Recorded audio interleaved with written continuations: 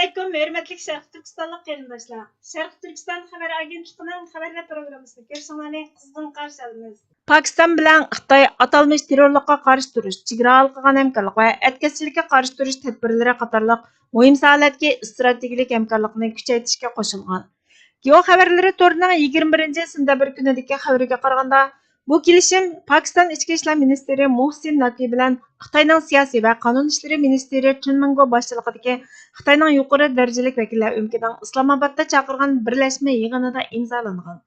Xitoy vakillar o'mki atalmış Şinjan parlament va qonun ishlari komitetining muavin kotibi, Saqchi bosh direktori va atalmış Şinjan Saqchi akademiyasining muavin raisi qatorliqlardan tarkib topgan. Yig'in jarayonida ikki taraf Gilgit Baltiston va atalmış Şinjan Saqchi maktabida saqchilarni tarbiyalashga qo'shilgan. Terrorlikqa qarshi atrofliq tadbirlarning qo'llanilishi haqida birlikka kelgan. Naqvi faoliyatda qilgan so'zida atalmış Şinjanning Pakistan bilan Xitoyning munosabatida intayin muhim rol o'ynaydiganligini o'tirg'a qo'yib, Xitoy-Pakistan iqtisodiy koridori turining yana atalmış Şinjan va Islomoboddan o'tadiganligi hamda zaharlik chekimlik, qurol-yarog' va boshqa buyumlarning atkazchiligini yo'qotishni maqsad qilganligini aytgan. Tajovuzchi Xitoyning siyosiy va qonun ishlari ministri Chun Mingo Pakistonning atalmış Şinjanning atalmış terrorlikqa qarshi turish tajribasidan nafga erishishi mumkinligini ta'kidlagan. Shuningdek bilan birga Pakiston bilan har sohada munosabatni taraqqiy qildirishni xohlaydiganligini bildirgan. Bu orqa ko'rinishdan keyin Federatsiya ichki ishlar ministri boshchiligidagi Pakiston vakillari o'miki yaqinda atalmış Şinjanni ziyorat qilib, hamkorlikni texmi kuchaytirdi ekan. Sharq Turkiston surgunda hukumati Xitoy bilan Pakistonning terrorlikqa qarshi turish saxta siyoqiga kirib olib, hamkorlikni kun sayin kuchaytirayotganligini kuchlik aybladi. Sharq Turkiston surgunda hukumati bu haqda 22-sentabr kuni e'lon qilgan bayonotida ishg'ol qilingan Sharq Turkistonda Xitoy bilan Pakistonning harbiy manevr va saqchilarning mashqini o'z ichiga olgan bu xatarlik birlashma atalmış bexatarlik hamkorligi davlat qo'llagan terrorlikni qonunlashtirish va Xitoyning Uyg'ur va boshqa turkiy xalqlarga qartilgan irqiy qirg'inchilik harakatini texmo cho'nqurlashtirishdagi aniq urinishdan iborat. Xitoy 2001-yildan boshlab terrorlikqa qarshi turish bahonasini ishlatib, Sharq Turkistonda irqiy qirg'inchilik va insoniyatga qarshi jinoyat sodir qildi. Terrorlikqa qarshi turish degan yolg'on bahona bilan Xitoy hukumati xalqaro kishilik huquq qonuniga bevosita xiloflik qilib, keng ko'lamda tutib turish, qirg'in qilish, majburiy emgakka selish, diniy e'tiqodini bostirish, madaniyat meroslarini yo'qotish qatorliq qilmishlarni olib bordi. Millionlagan begunoh Uyg'ur musulmonlari va boshqa turk xalqlari tasavvur qilg'isiz vahshiyliklarga duchor bo'ldi.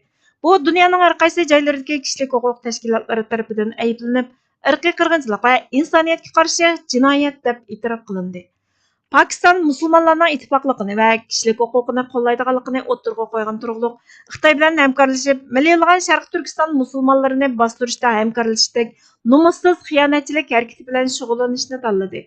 Chunki u bo'lsa Jahongir irqiy qirg'inchilikchi Xitoy hokimiyati bilan aktiv hamkorlashish orqali Xitoyning atalmış Şinjandagi mustamlikachilik, irqiy qirg'inchilik va ishg'oliyat faoliyatiga sherik bo'lib, musulmon dindoshlarning azob-uqubatlariga bevosita hissa qo'shmoqda. O'zini dunyo miqyosida musulmonlarning qo'g'dug'uchisi deb biladigan Pakistonning insoniyat tarixidagi musulmonlarga eng og'ir ziyonkashlik qilayotgan hokimiyat bilan hamkorlashdek bu ochiq ikkiyuzlamachilikni nazardan saqit qilishga bo'lmaydi. Xitoy bilan Pakiston o'rtasidagi bu ittifoqlik terrorlikqa qarshi turish bo'lmasdan, davlat terrorligini qurollantirib, farqli fikrni tarmor qilib, mustabid hokimiyatni ilgari surdi. Har ikki davlatning terrorlikni siyosiy qurol va vakolatchi sifatida ishlatish tarixi uzun. Ularning hamkorligi dunyoning bexatarlik va rayon muqimligiga og'ir tahdid elib keladi. Xalqaro jamiyat bundan keyingi Sharq Turkistonning yanama buzg'unchilikqa uchrashi, xalqining texim ko'p azob-uqubatlarni tortishdan ilgari cho'qim bu qabih terrorlik ittifoqini to'xtatish kerak dedi.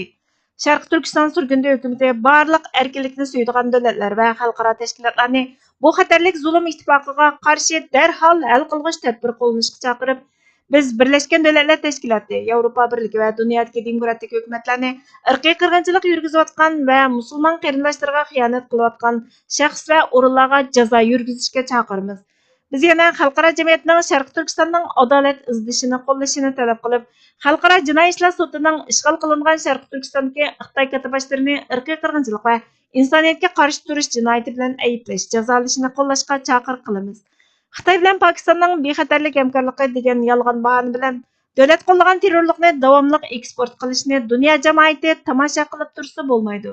Bu hamkorlik Sharq Turkiston xalqiga emas, xalqaro muqimlik, tinchlik va qonun bilan idora qilishga tahdid elib keladi. Dunyo Sharq Turkiston xalqining izzat hurmati, erkinlik va qo'ldan bermas huquqini qo'g'dash uchun tez va keskin harakat qilishi kerak. Sharq Turkiston surgunda hukumati Sharq Turkistonning adolat, erkinlik va egilik huquqini asliga keltirish irodasidan hargizmo voz kechmaydi. Biz dünya cemaatini muqimsizlik tug'diradigan bu axloqsiz ittifoqqa qarshi turishda biz bilan bir satda turib, Sharq Turkistonning ozodlikqa erishish haqliq davosini qo'llashga chaqiriq qilamiz deyildi. Sharq Turkiston surgunda hukumatining Pokiston bilan Xitoyning davlat qo'llagan terrorizm harakatidagi hamkorligini ayblab e'lon qilgan bayonoti axborot vositalarida aks etdi. ANI xabar tur va Xabarlar X xabar turi 23 sentabr kuni xabar qilib mundaq dedi.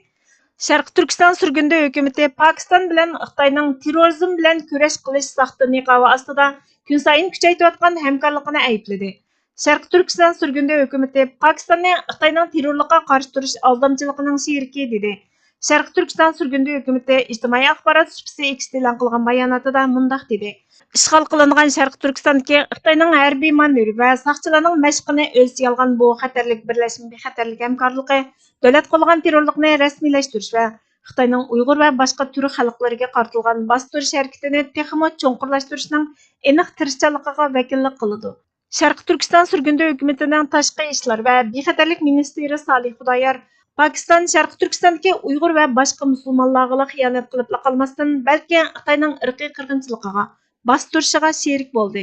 Xalqaro jamiyat texnik cho'ng vayronchiliklarning oldini olib, bu shum hamkorlikni to'xtatish kerak dedi. Bu xil o'rtoqlik nomussiz bir xiyonat. Garchi Pokiston musulmon hamkorligini va inson haqlarini qo'llaydiganligini ifodalab tursa-mu, Xitoy bilan ittifoqlashdi. Xitoyning zolim hokimiyati bilan hamkorlash orqali Pokiston Xitoyning mustamlikachilik va irqiy qirg'inchilik jinoyatiga sherik bo'lib, musulmon qarindoshlarga g'oyat zo'r azob-uqubat elib keldi. Shuning bilan bir vaqtda Sharq Turkiston surgunda hukumati davlatlar va xalqaro kishilik huquq tashkilotlarini bu xatarlik ittifoqni darhol to'xtatishga chaqirdi.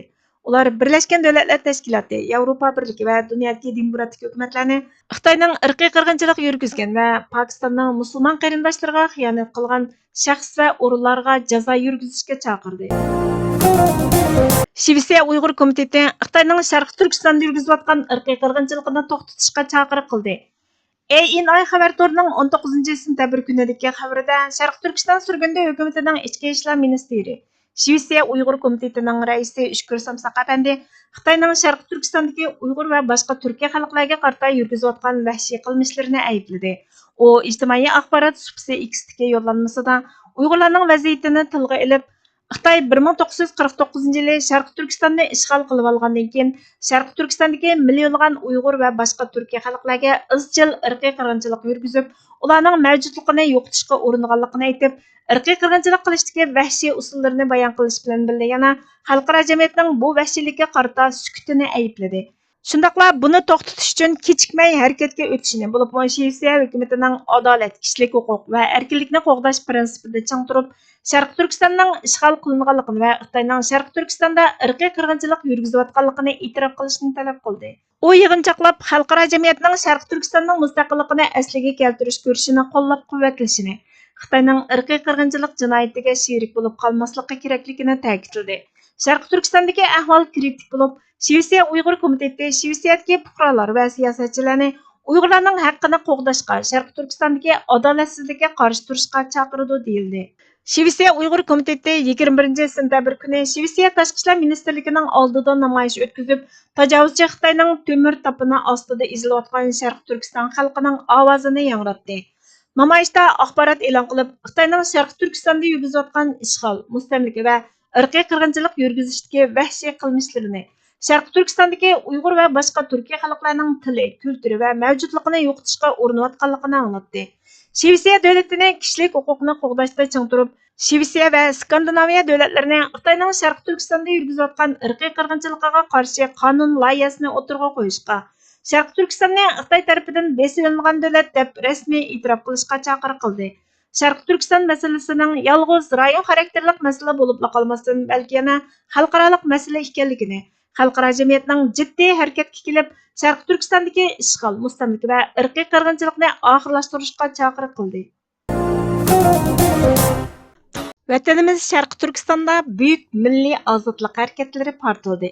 Darvaqa yurt va mamlakatimizning hayot mamotligiga chetiladigan bu masala haqiqatanmi bak nozik va muhim bir masala. Shundaqla bu masala tarixiy davrni yashab turibdi.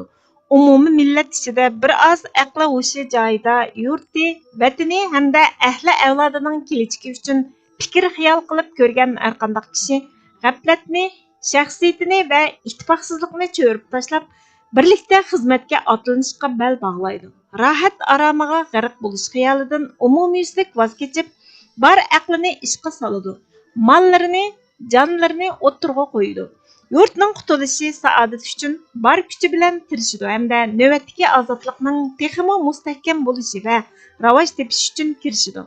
Mana bular o'z sharifimiz, ahli oilamiz, vatanimiz va millatimizning nijotligi uchun favqulodda zarurdir. Bundan keyin yana maslahat qilsak, mamlakatda hukm surayotgan mustaqillik yildiziga zarba yetsa, Xudoyim saqlasin, avvalgi asorat va zillat vaqtidagi bir qism tegi yo'q vaqtliq oromligimizni tushimizdimi topolmay qolamiz. Mal dunyolarimiz, o'yla arom va imoratlarimiz, bog' zaminlarimiz quriydi. Ahli avlodimiz, jonu mollarimiz vayron bo'ladi. Xayr, shundoqmi bo'lib ketami deb qo'yib o'ylanmasak, g'aflatda o'tsak, bularimiz mushinchilik deb o'ltirsak bo'lmaydi. Oqibatimizdan qandoq natijalanadiganligi haqida o'ylanishimiz, ko'zni yo'g'on etishimiz kerak. Agar bor kuchimiz bilan tirishchilik ko'rsatsak, birlikda amaliy harakatga o'tib, millat yo'lida jiddiy otlansak, Janobi Haq bizni mahrum qilib qo'ymaydi. Kelgusi avlod nasllarimiz ozodlikning mevasini ko'rdi. İki dünya bəxt saadətlik bir millət olub yaşayımız. İslam və insanlar üçün xizmət və himmet qılğan fidakar insanlar qatarıga qoşulub, haqiqiy şan şərəfə ega, fəxrlik həm də ulug'var iradalik kişilərdən bolumuz. Hərəkət milletdən, bərəkət Allah'tındır. Bu yolda səyi qılğanlarni Cenab-ı Allah umumi rəhmətidən məhrum qoyğan emas. Mənbə Erkin Türkistan gazeti 21 san. 1934 yılı 1 fevral Kaşıgar Uygurchaga ağdırğuchi Burhan Muhammed. Bizga vaqt ayırganlar üçün köpdən köp rəhmət. Kelar qitimki programmamız görüşkice Allah'a emanet bolasizlar.